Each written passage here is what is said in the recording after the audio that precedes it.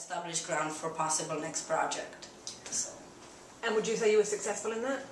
I think we definitely have the doors open for the next film, absolutely, and yeah, I can't imagine it could be any better. I think you should make a sequel.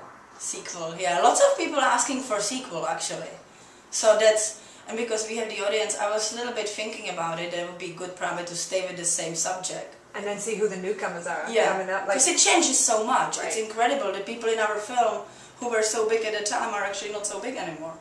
Talk to me about reaching your audience. You're saying that you used social media. What would you say out of everything that you had done? Tell me what was the most effective and the least effective. Yeah, absolutely. We have used for distribution and for marketing on the film, I really used all the possible websites that are there. Obviously Facebook and MySpace, Twitter, but also lots of film sites. IndieProducer.net is some of the, one of the best places to market your film, and there is a bunch of other ones, but it's good to find like a little communities on the internet and kind of make contact with the other filmmakers and show them what you have, and in return you're usually interested in their project too. So I think putting the trailer out there all over the internet, signing up mailing lists, having people contact you. I also did that everybody who contacted me who was interested in butterflies, if they gave me their address, I was sending out postcards. So it was just kind of, and I asked people, if you get a postcard, can you Twitter a picture? So we kind of created some kind of like a little circle where people were coming back with what the postcard, and somebody else saw it and they talked about it. So we did that, and I think that was the most effective thing, putting the things on YouTube, contacting the YouTube community, telling them this is what's going on, contacting the other filmmakers, telling them, this is our film, and we just trying to go a little bit different way. Least effective, I actually think the festival round sometimes it's the least effective for me, because it is very expensive, and for a small crew like us, the return is very small for the money you have to spend. So that seemed to be probably the least effective when it comes to the money invested, I think. Yeah. Okay, now talk to me. You got Journeyman. How did you end up on the YouTube with the YouTube experience? Talk to me a little bit about how you came to that decision and then the process of that. Actually, all the way from the beginning, we were hoping that the best place to launch the film would be YouTube. But when we started shooting, YouTube never offered any kind of distribution, and also the limit on the videos, you can only upload 10-minute video, no more than that. And even if you became a partner, actually, your account was linked to the YouTube people for advertising. You could upload more, but still it would be there for free, which is a great idea, but for feature film it's a little bit strange to just put it out there for free, because if you do that, people automatically expect it to not be good. So we kept talking to them for over the years, and then we realized they do have like a beta thing and works where they were trying to put some videos for rent, and we contacted them again and they said it's not ready and it's not happening. And after they launched for Sundance Films, during the Sundance online, I contacted them again and I said, the next film should be Butterflies because of the platform, because of the subject, and they agreed, and and we launched. The whole delivery process and everything is very easy because you do it all on your own. And their only requirement was that your channel should be partner channel, which we already had.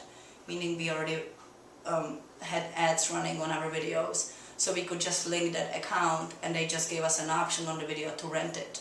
So who did you contact at YouTube? Take me from square one, because you had a channel on YouTube. Were you already on the inside? Yes. Well, if you want all the way from the beginning, in order to become partner, everybody has a channel on YouTube, but in order to become partner and have a little bit more direct communication, you actually just fill out a form, and they go over your videos and see if they are, if they can link your videos to advertisements, meaning if you own all the rights, all the music, everything. So we have done this back, I think, in May. We became partners because all the videos that we had on our channel were trailers for the film, interviews with the filmmakers, deleted scenes, all that stuff. So we partnered that, and then the person we were assigned to communicate with was the person that we contacted back, and told them that we already have this partner channel and that's what we would be interested in. So it actually, I think, was easier because of that. I am not sure how easy it would be if you just go as a random person, but I think it's possible. I mean, they really want to be distributing films now, so. And the person that was assigned to you, was that person effective? You called them and call you back? We actually communicate only over the email, never talk to them in person, but his name is actually Chris, and he is great. I mean, replies right away if there is an issue, you know, solves it right away. There is no lack of communication at all or anything, so I'm really, really happy with that, how they handle it, I guess. How can the indie producer community help you on YouTube? What can they do to boost? I think right now what's really interesting to see is, are we gonna be able to generate audience? Butterflies launched a week ago and we have almost 1,000 views, which is about 3 times more than the Sundance film got. I think the Sundance films were there for a month, I'm not sure if I'm right, but they each got about 300 views, so we already have 3 times many views. But 1,000 views is still not enough to kind of show that this is the right distribution platform.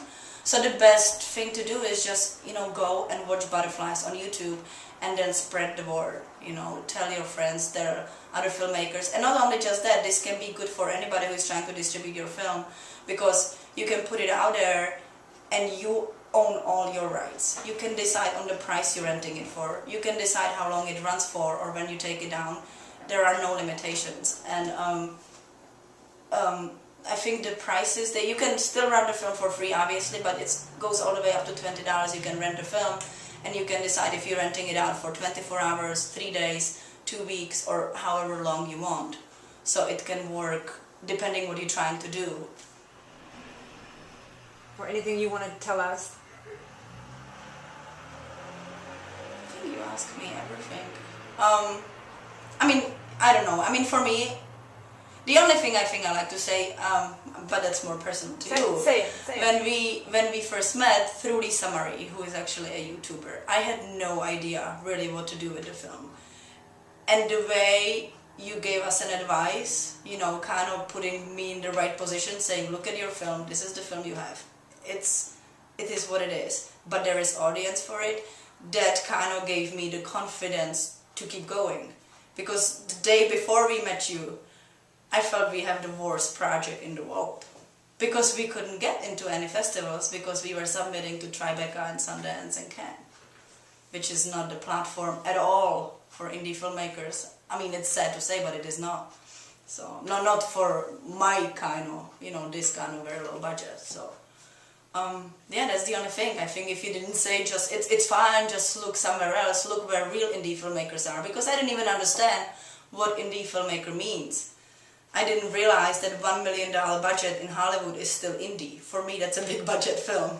So when you start realizing the product you have has its own audience, but it's not like everything else you read on the news. There's a huge community. So it just, you need to put your film into the right place, I think. Esther, thank you so much. That was a great interview. Thank you.